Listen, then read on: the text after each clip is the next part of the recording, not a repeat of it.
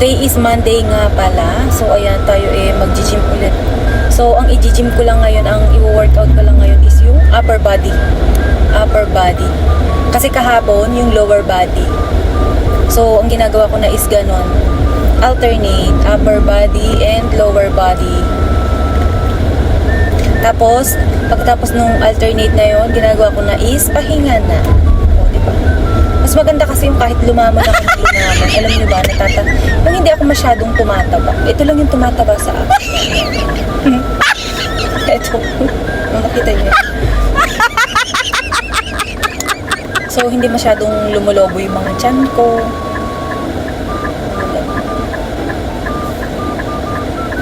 Ang ganda nitong aking rear mirror.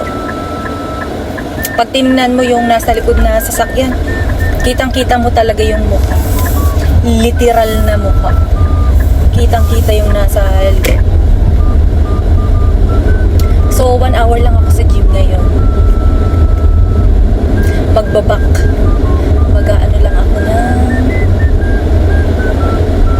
Alam niyo ba dun sa gym na pinupuntahan ko, kasi hindi ako masyadong makapag-video kasi bawal mag-filming, bawal ang filming, ang camera, ang video. Alam niyo ba, mas maganda dun sa pinupuntahan ko dati.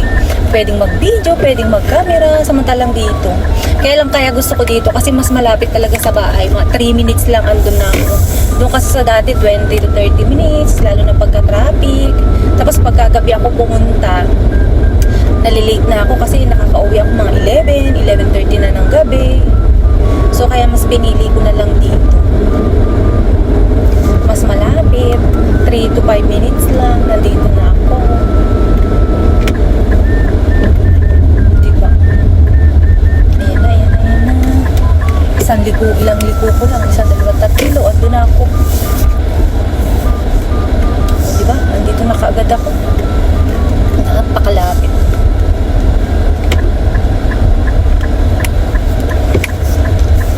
Ang dami yata mga inday.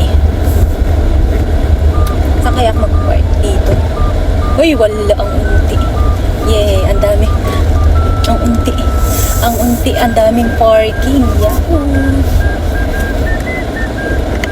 Saan kaya tayo mag-park? Doon tayo sa mas para walang